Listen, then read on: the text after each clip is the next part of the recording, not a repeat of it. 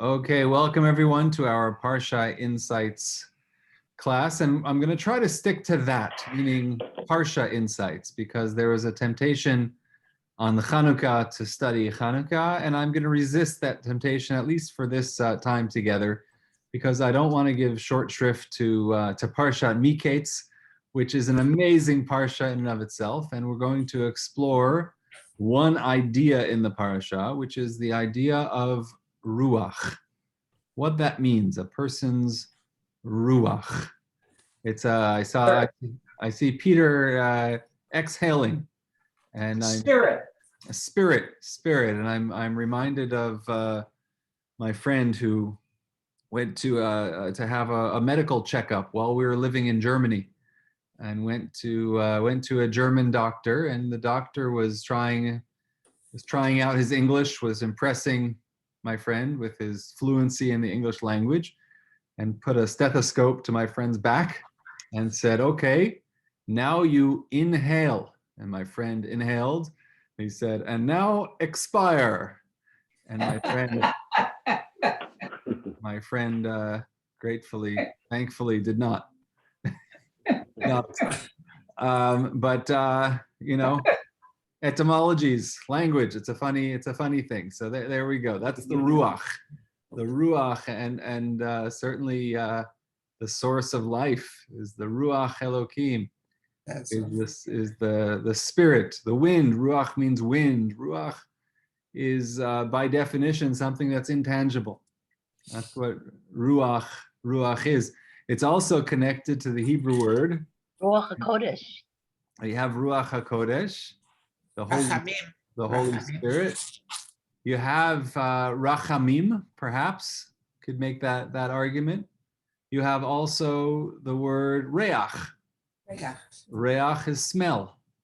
So interestingly, I mean, smell is something. Smell is actual particles of what you're smelling are entering your nasal passage. So you have Reach as part of that. Ruach. So we're going to take a look at a few instances of Ruach. And Ruach is also used in the sense of spirit, of like, when I was a youth group advisor, you'd come to bring some Ruach to the community. You want to bring some energy. That's another use of the word. So let's take a look at the sources together in just a half second. There we go. Where did all of you go? There we go. Okay. Vayihi miketz shnatayim yamim. After 2 years' time. Ufaro cholem. It was at the end. The word miketz, name of the parsha. Ketz is the word that means the end. It's connected to the Hebrew word kutz, which means a thorn, something with a sharp tip. It's at the end. Vayihi miketz shnatayim yamim. At the end of 2 years, 2 years worth of days, 2 years' time. It's the other one that's Ufaro cholem, and Paro had a dream. V'hinei omed al ha'yor, and he is standing on the river, standing on the Nile. V'hinei min ha'yor olot sheva parot yafot mareh uvriot basar. You know what? I'm not going to read through every word of the text, but because I want to get to the end of the dreams. But the dreams are that Pharaoh is standing out on the Nile, and there are 7 cows that are handsome and sturdy. And then there are 7 other cows that are ugly and gaunt. Ra'ot mareh v'dakot basar, which means that they are bad visually, that they're poor, and they are also skinny. V'dakot basar, their meat is thin. Ta'amod na'etz al parot al sfat ha'yor, and they came and they stand next to the other cows, and the ugly cows eat up the healthy cows, right? The skinny cows eat up the healthy cows. And it's interesting, we often focus in this dream on the weight, on the relative weight of the cows, but there's an idea of there's something visual also. There's something that looks healthy in addition to being skinny or plump. There's something about there's an emphasis on hamareh, on how they appear, There's ra'ot hamareh and yefot hamareh. They either look bad or look pretty. Vayishan, and he went to sleep again. And vayachalom sheit, and he had a second dream. V'hinei, so we have this idea that Pharaoh there's something that's stirring him. There's something, he can't sleep well, even though he's dreaming. And I don't know enough about the science of dreaming to know at what point the vivid dreams come in one sleep, but Pharaoh is having two separate dreams in two separate sleeps in one night. And the second dream was essentially, as we understand it, at least in terms of the interpretation, was a mirror of the first dream. And the second dream is about the seven ears of grain that are solid and healthy, and then there are other ears that are not healthy, that are thin, and the thin ears swallowed up the solid and full ears. And then Pharaoh awoke, vayikatz paro, v'hinei chalom. And that moment where he realizes, thank God, it was a dream. It was only a dream. All of that scary, skinny cows eating fat cows, skinny ears of wheat eating fat, that was just a dream. Vayihi vaboker. And in the morning, so we have the sense of a little bit of time passing. Maybe he wakes up very early in the morning, but it was later in the morning. Vatipaem rucho. So this is the phrase we're going to look at. Vatipaem rucho. So rucho means his spirit. It's vatipaem. Any linguists want to give it a go? Vatipaem. Bells, I think of. You think of exactly. You think of the Hebrew word pa'amon. Pa'amon, right? Pa'amon is a bell. Ring that bell. Pa'amon, and pa'amon is connected to the Hebrew word Palm. Pa'amachat. Yeah. pa'am, which means a time. Fine. Yeah. Pa'amachat. Pa'amachat would be once. Pa'am Yeah. shnia would be the second time. Vatipa'em ruchos. There's something ringing like a bell against his spirit. There's something that's not letting his spirit rest. And the English cuts right to the chase. The spirit was agitated. But that already is an interpretation, by the way. If we haven't made that point 1,000 times, we haven't made it at all. That translations are interpretations. And Does so Rashi say anything about it? And so, yeah. Well, we'll get to the commentators, but the idea of tipaem rucho, that something is agitating his spirit, something is ringing, is knocking against his spirit. Vayishlach vayikra et kol chartumei Mitzrayim ve'et kol chachamea. He called to all of the wise people, all of the interpreters, all of the magicians. Vayisaper paro lahem et chalomo ve'ein poter otam lefaro, and he told them his dream, but nobody could interpret it for him. Nobody could interpret it for him. The Radak, Rav David Kimchi, explains this phrase, Vatipaem rucho, nishbara rucho. His spirit was broken. Mida'agato al hachalom, from worrying about the dream. Because he saw one message coming from the dream, but there were two different sections that he woke up between. He had one dream, he had another dream, but he saw it really as one dream, and he couldn't make heads or tails of it. It didn't make sense to him. How could two different dreams have only one interpretation? Why is it being given to me in these two different ways? I don't understand it. It's those bells are agitating. I can't make heads or tails. And nishbara rucho, his ruach is broken. It's the Radak. That's the Radak's interpretation.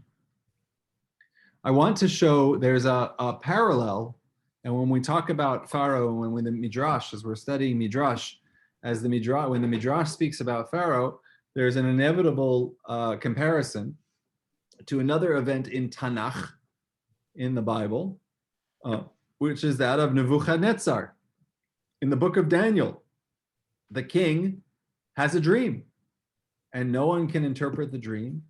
And the king says, because there's no interpretation, that everyone is going to be all the wise people are going to be put to death, because nobody can interpret his dream. That's what the king says in the book of Daniel. And this one guy, Daniel, who has a bunch of friends, Hananiah, Mishael, and Azariah, those are the four musketeers, Daniel and his three friends. And he comes up, Daniel comes up with the interpretation and provides it to the king Nebuchadnezzar. But look at the language. Uvishnat shtayim l'malchut Nebuchadnezzar, in the second year, Chalam Nebuchadnezzar, he had a dream. Chalamot, he had dreams. Vatit pa'em rucho, and his spirit was agitated. Again, kind of a similar word. There's an extra letter here, vatit pa'em. It actually makes it in the Hebrew a reflexive verb. What's known as the hitpa'el. Ushnato niyata alav, and he was overcome with sleep.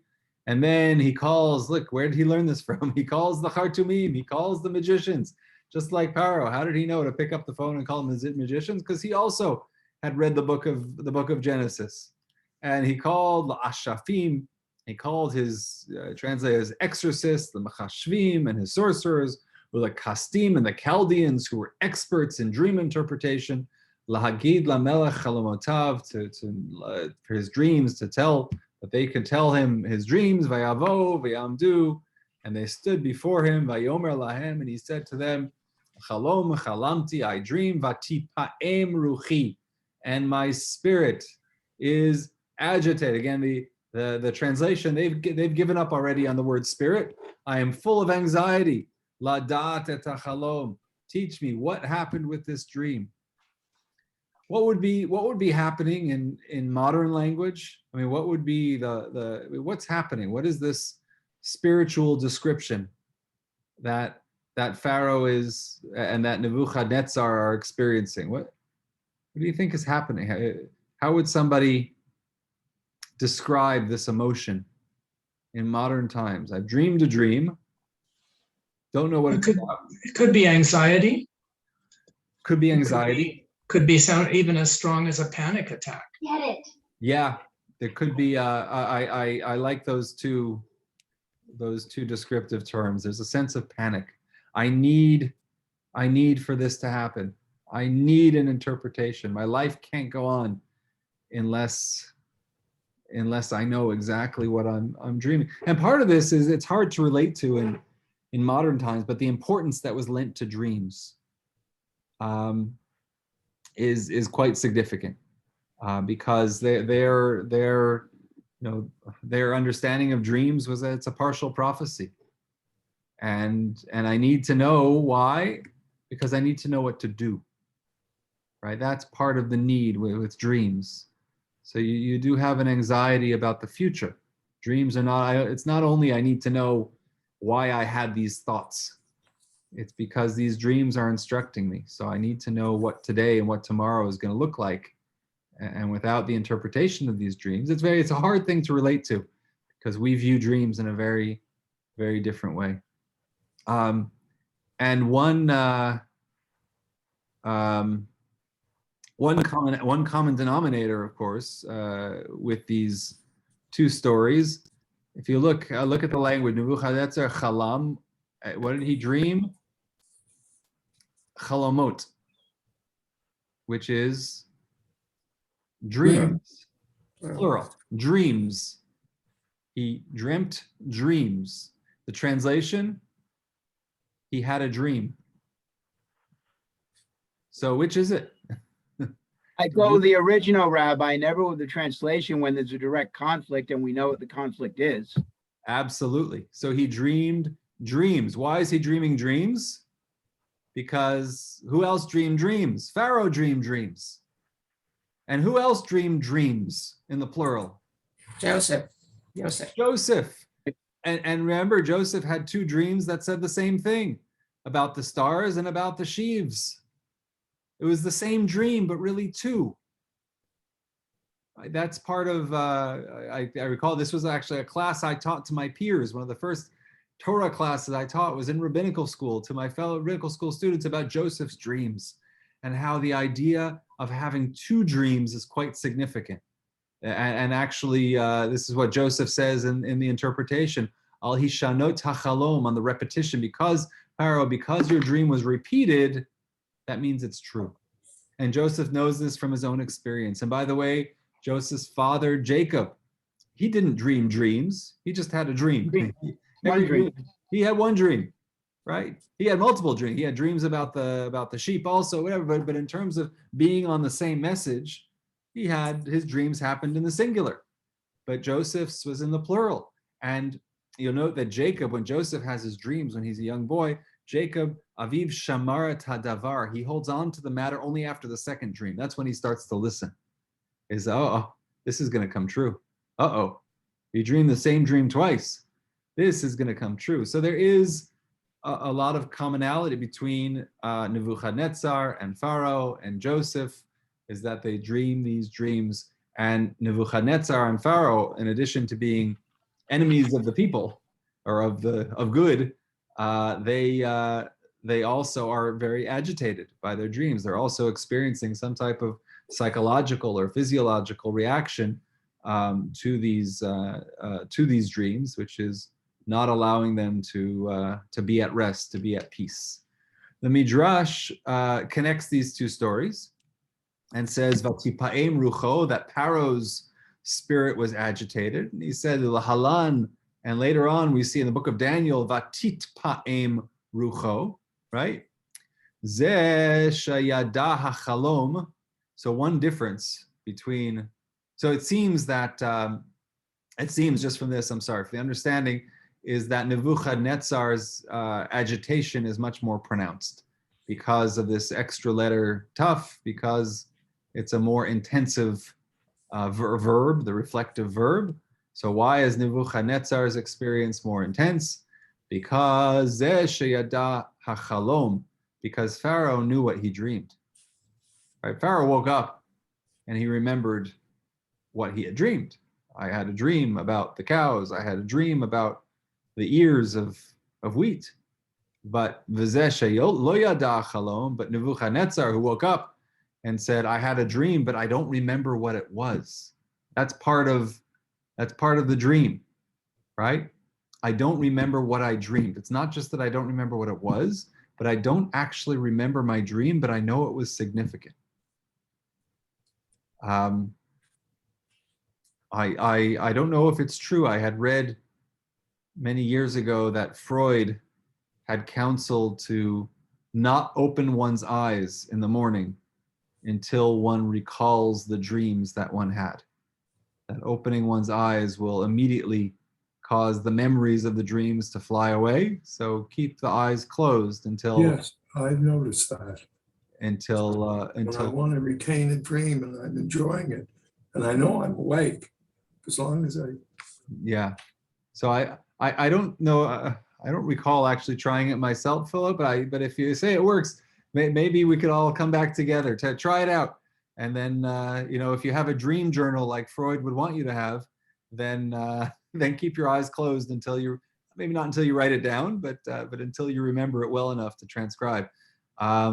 But Nebuchadnezzar, he opened his eyes. He clearly did not even remember his dream. And it was up to Daniel to come and say, oh, you dreamed about a statue, and the statue was made of gold, it was made of iron, and made of each level representing a different kingdom that's going to come and fall and so on. And that was he gave the actual dream and the interpretation. So that's the titpaim, that it's a more intensive form of the agitation because he didn't even remember the dream. There's a fascinating midrash, which in the midrash Rabbah, which says what was happening with the interpretation of the dreams. He says, so in the name of Rabbi Yehoshua of Sichnin, in the name of Rabbi Levi, he said, Potrim. Why did he call to? Why did Pharaoh have to call to Joseph in the end? He said, because there were interpreters, potrin hayuoto, that there were those who were interpreting the dreams about the cows and about the grain. Ela shelo haya kolan nichnas ba'oznav. But their voice didn't enter Pharaoh's ears, meaning it didn't resonate with him. They gave interpretations. This is why you dreamed about cows. This is why you dreamed about grain. But it didn't resonate with him. What would they say? They would say the good cattle represents 7 daughters that you're going to have. They say the bad cattle represents 7 daughters that you're going to bury. And they also said the 7 ears of grain are 7 kingdoms, Sheva Malchiot Shata Mechabesh, that you're going to conquer. And then it's the bad ears of grain represent the Iparchiot, the ministers, the Mordotbach, who are going to rebel against you, right? So there were interpretations, but the interpretations didn't resonate with Pharaoh. And that's part of the dream also, is that the interpretation to the dream can't be external to the dream. It has to resonate with the person dreaming, the interpretation itself, because the dream is not this abstract concept that's independent of the person who dreams it, but it's meant to speak to the dreamer. It's meant to mean something to the person who dreams it. So if it doesn't resonate, then that's not the interpretation. We're going to skip a little bit in the Midrash here. And the Midrash says, V'kol kach lama. Why did we go through this whole process? Why did Pharaoh have to have the dreams? And why, once he had the dreams, did he have to go through the process of having a little competition, an interpretation competition, where the magicians and where the sorcerers had to come in front of him and had to interpret? If Joseph was the interpreter the whole time, why not just schlep Joseph right in front of Pharaoh and have Joseph give him the answer he needs? Why do we go through this whole process of the failed Egyptian interpretations? And the answer, Kadeshi Yavo Yosef Ba'achrona, so that Joseph will come at the end, V'yitol Gedula, and he will take all of the grandeur. Why? Amar Kadosh Baruch Hu, because God said to God's self, meaning this was God's consideration, Im Yavo Yosef Tchila, if Joseph comes first, V'yishtor et hachalom, and he interprets the dream, Enza Shivcho, he's not going to be praised for it. Why? Because Yecholim Achartumim Sheomrulo, because all of the sorcerers and the dream interpreters are going to say to him, Ilu Sha'alta Otanu Kvar Patarnu Otolach, because had you asked us first, we would have interpreted for you in the same way. Right? They would have said, oh, you went to Joseph first, but if you come to us first, we would have interpreted in a satisfying way. But rather, Ella Shehimtin Lahem Ad Shenit Yagu, and he waited, Joseph waited for them, for the sorcerers, until they gave up, or until they became tired out. V'hotziu et rucho. Here's the word ruach again. And they hotziu, they extracted his spirit. They took out his spirit. This whose spirit? Pharaoh's spirit. Spirit. He woke up with a little bit of vigor, no vim, but some vigor. He had some energy. He had a desire to interpret the dream. And the sorcerers came, and by the time they were finished with him, he was done. He had no ruach, he had no spirit left. V'achar kach ba Yosef v'hichzira. And then Joseph came and restored it to him. So this midrash is doing something else with the word ruach. It's not just that Pharaoh's ruach was agitated, not just that his spirit was agitated, but he lost his ruach, and then it was restored to him. He lost it through the interpretations that didn't resonate, and it was restored to him through the interpretation of Joseph. And that's the midrash I wanted to show you on the ruach. Ruach comes back again. Any questions before we move on just one step further? So we're going to see a fascinating interpretation of Rabbi Nachman of Breslov, which has never made an appearance in my classes before. So we're in for first time for everything. So we go a little bit later in the same chapter. Joseph gives a satisfying answer. And they say, okay, so now he's given the answer. So now let Pharaoh, Joseph says, here's my recommendation. Let Pharaoh find a person, Navon v'chacham, who is wise, v'shiteo al eretz Mitzrayim, and make him a leader on all of the land of Egypt. Yaseh Pharaoh v'yafked p'kidim al haaretz. Joseph is giving him all of this insight into how to govern. Vayikbetzu et kol ha'ochel hashanim hatovot, and gather all of the good food, right? And this is what you're going to have to do. He just gives them the advice as to how to implement. There are two steps here. One is the dream interpretation, that there are going to be some good years and there are going to be some bad years, and the second is the advice how to govern yourself. Now that you have that knowledge, here's how to prepare for the next 14 years. And okay, they're going to save all of the food. Vayitav hadavar. So now that ends Joseph's recommendations. Vayitav hadavar beinei Pharaoh. Pharaoh liked it. Uveinei chol avadav, and in the eyes of all of his servants. Vayomer Paro el avadav hanimsa kazeh ish asher ruach Elohim bo. Can we find such a person who has this ruach Elohim? Right? Keep in mind, Pharaoh's ruach was agitated, and he is now looking for someone with ruach Elohim. Right? Which presumably, maybe we could make an argument that these are opposites in a way. That one, as the Midrash says, Pharaoh's ruach was extracted from him until Joseph came and restored it, and another is that now the ruach Elohim, he's looking for someone with ruach Elohim, with the Spirit of God. Vayomer Paro el Yosef, acharei hodia Elohim otchad kol zot ein navon v'chacham kamocha. Pharaoh said to Joseph, "You're my man." Said, now after God has given you all of this, all of the ability, he has equipped you to interpret and to be so wise, you are the one. And then he places him, Atati al beiti, you're going to be in charge of everything I have. Rak hakisei egdal mimcha. Only in respect to the throne shall I be higher than you, but you're in charge of everything else. That's what Pharaoh says to Joseph. So this idea of ruach Elohim, that Joseph is somebody who has the ruach. And so if we were at a revivalist meeting or whatever it be, we would be talking about the Spirit. Who has the Spirit?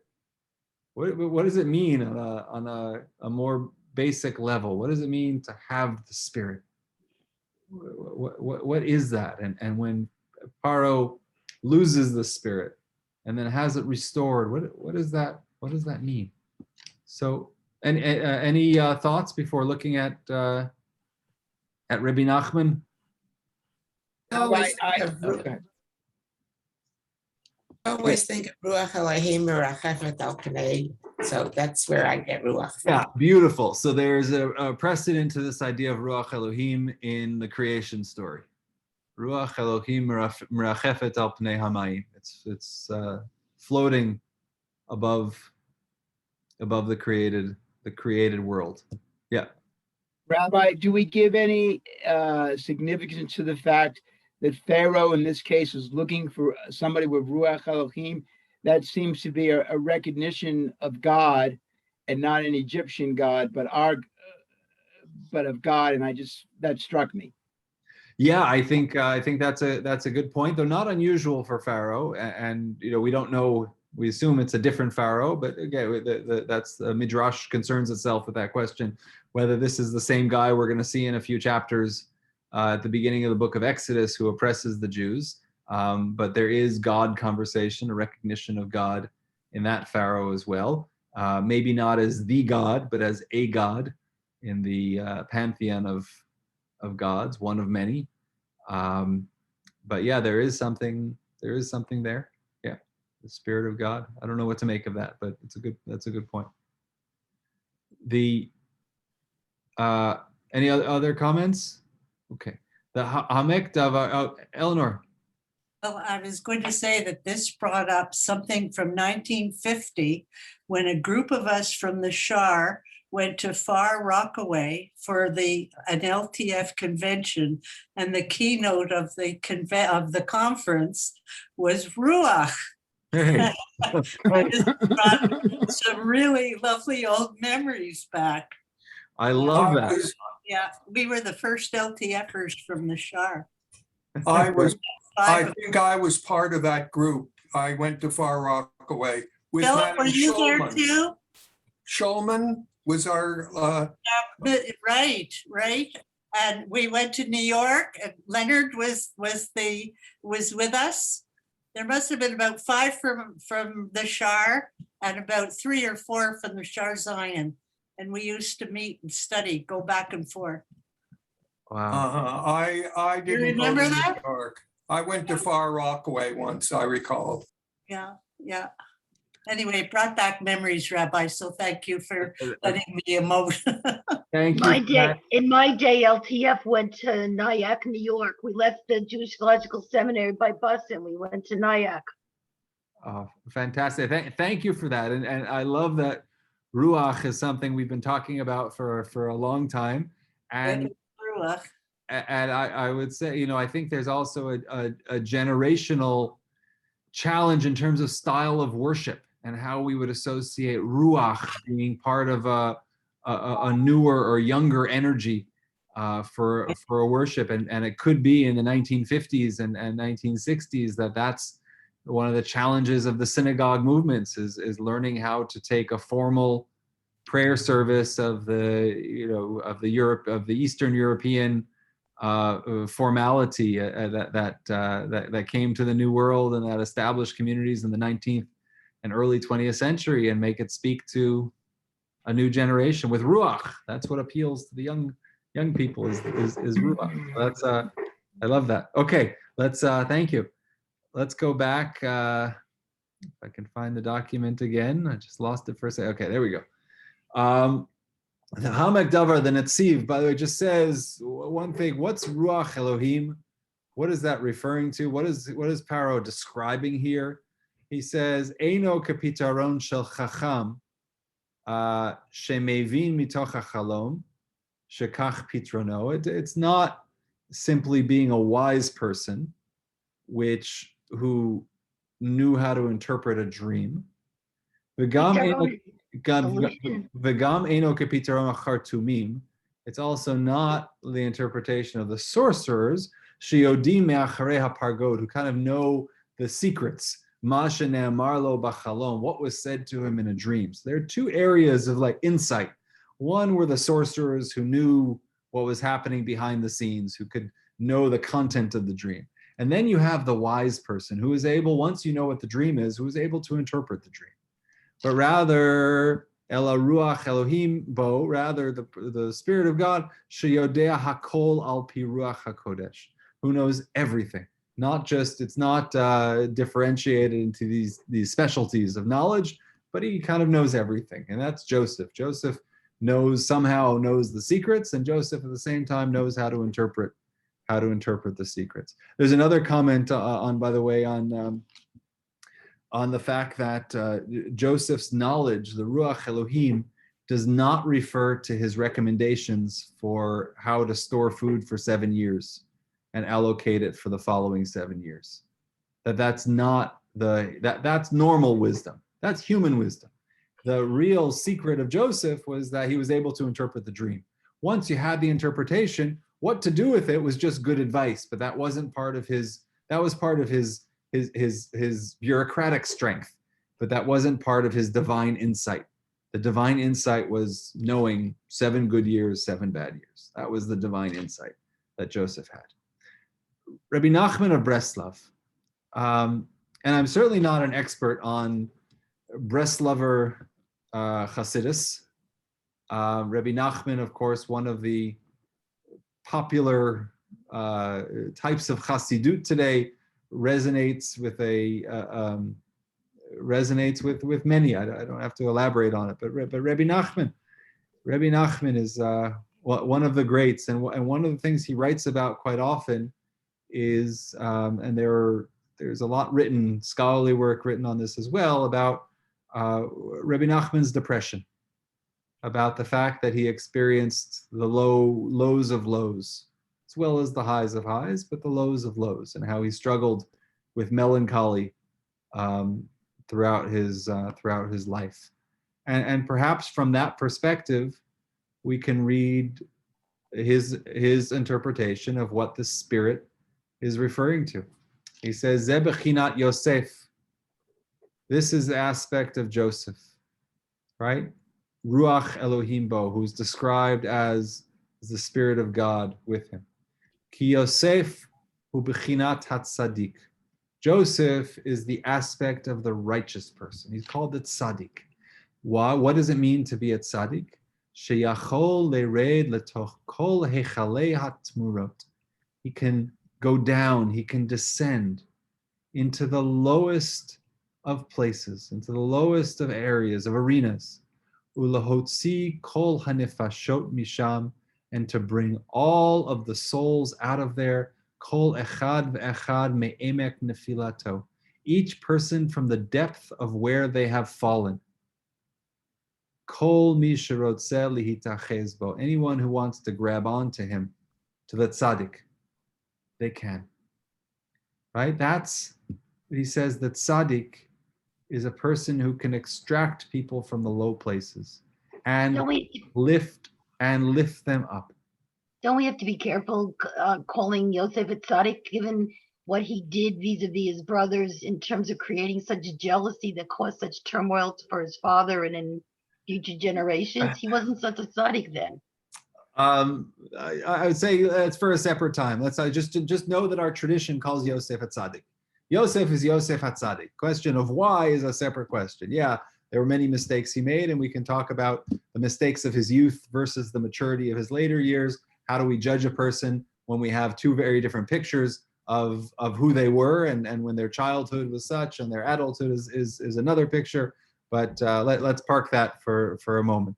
But Joseph, and he says le'eved, when it says that Joseph le'eved nimkar Yosef, when he was sold to be a slave, it's referring to the dark places that he existed in, that he was sent into the darkest of places. And what happens? We're going to skip a little bit. Avdut bechinat atzvut, slavery is connected to sadness, as we've explained in other places.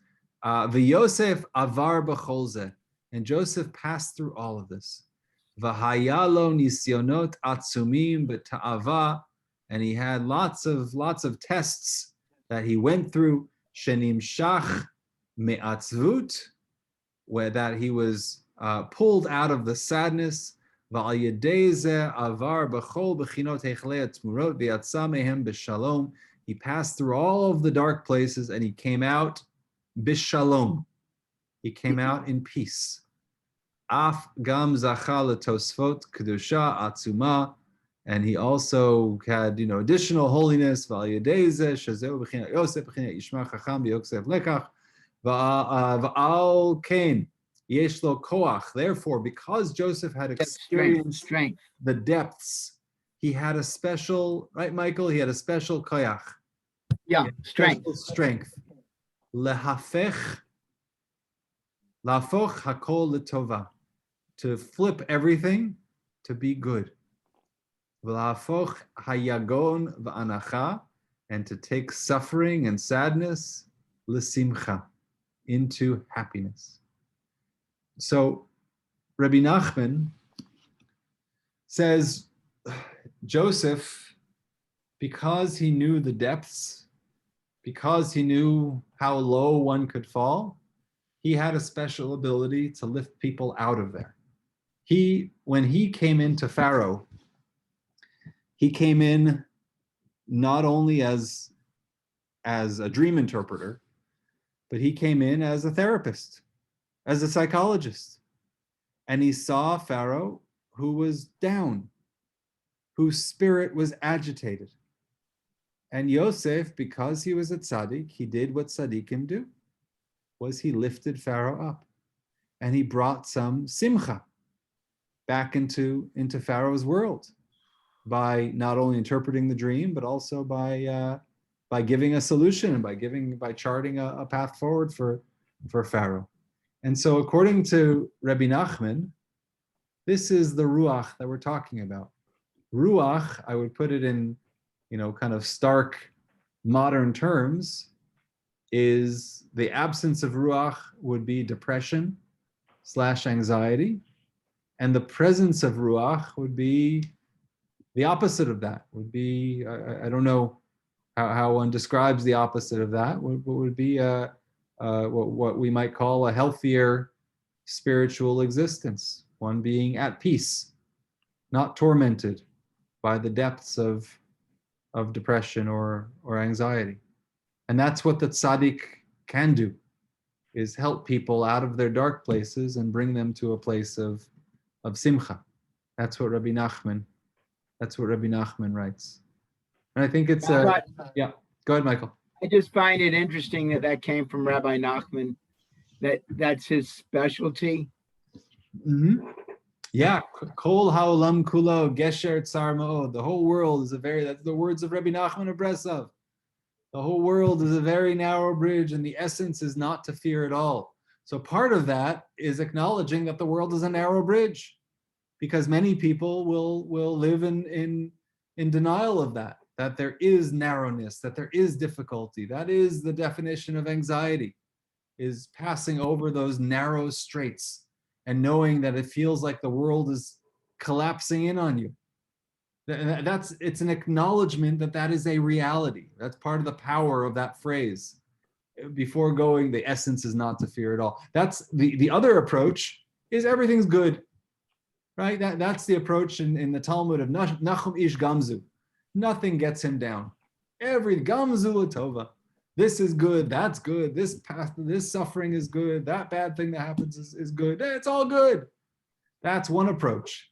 But the approach of Rabbi Nachman is, there are dark times and there are dark places. And the tzaddik knows how to go down there, to let people grab onto him and lift them up. That's the tzaddik. Him or her, I should say. That's the tzaddik, and that's Yosef. And Isn't that, I'll tell you why I made the other comment. I was thinking of the whole contemporary Breslov movement, where the large groups go to Ukraine every year. Yeah, to Uman. Yeah, to Uman. Right. Yeah. Rabbi Nachman of Uman. And just to close, the last source is just later on, by the way, what Joseph sends word back to his father that he's still alive after the reunion with the brothers. And what happens? Vatechi ruach Yaakov avihem. That the spirit was brought back to life. Techi, from the word chayim, chay. That the spirit was brought back, was restored. And that's ruach, somebody with ruach Elokim.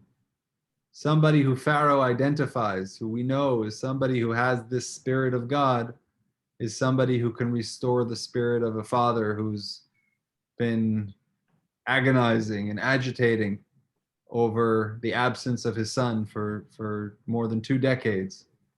That's a Yosef. That's the power of the tzaddik.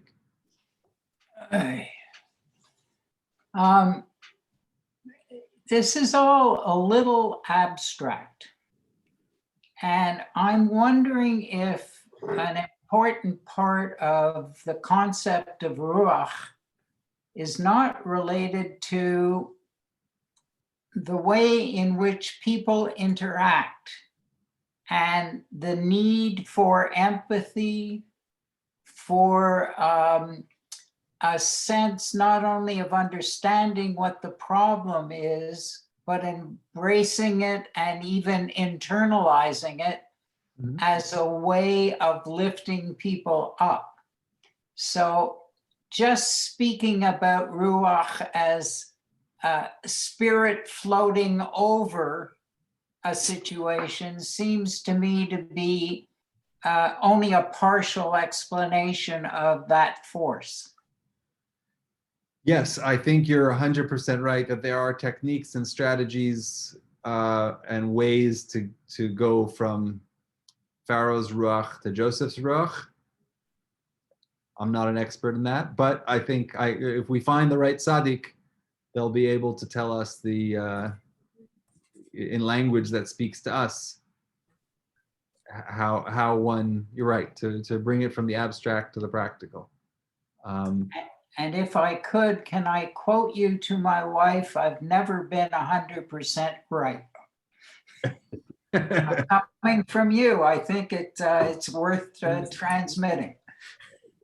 Peter, anytime, anything you need. Okay. Fantastic. Okay, well that was what I wanted to share, the concept of Ruach today and how it applies and makes a very significant appearance in Pharaoh's dreams and in the interpretation of those dreams. And we'll close with that and wish everyone a wonderful, happy Chanukah. And Can I ask you something, Rabbi? Yeah, sure. Way back in the beginning, you had quoted the Midrash Agadah, and you used the word iparchiot. And I grabbed the alkali at one point. It's not a Hebrew word. So No, what is it? Likely a Greek word. A Greek word. Okay, I had a feeling. Yeah, I did not look at the etymology, but likely it'll be in Jastro, in the Jastro dictionary. Oh, I'll have to get that. That's next to it. Okay. Yeah, exactly. Likely you'll find it in there. But But let me know if you wouldn't mind. Send me an email if you do find it in there. In the Jastro, okay. And the Midrash Rabbah would have included a lot of Greek words. Yeah. But it was Sure. when it was composed, it was not quite that period of time when they would have been using a lot of Greek, would it? I look, the Hebrew language, a lot of I words. know adopted words all along the way. Right. Exactly. Would you be able? I had one of the doctors called in the middle when I had to shut down. I'm missing one of the texts. Is it possible if I give you my email so I can read it? Read one of the texts. Could you email me some of the texts? Sure, My absolutely. email address If you is scm@bell.net. Okay, we'll take it. I'll take it after, or maybe we'll talk on the phone after. But just speaking of Greek words that make their way into the English language, or the Hebrew language, I should say, just relevant for today, of course, the Hebrew word sufan means spongy or fried. And so as we eat our sufganiyot, just know that you're not eating a Hebrew word. You're eating a Greek word. And isn't that the great irony of Chanukah? Yeah, that the defeat of the Maccabees over the Greeks and the food we eat is a Greek word. The same thing with the Romans. We defeated a lot of people who tried to defeat us over time, and we're still here. And we took at least one delicious word from their language, even if we defeated them. We're still happy. But you know, when I was growing up, I don't know. I never ate sufganiyot till I went to Israel at 17. My mother just made latkes. We didn't make Ashkenazim didn't make sufganiyot. At least not when I was a kid. And my mother made everything. Thankfully, that has not been my experience. I've been eating sufganiyot uninterrupted since my early childhood until today. Okay, anyway, take care, everyone. Shabbat shalom. Be well. Shabbat shalom. Chanukah sameach. You as well.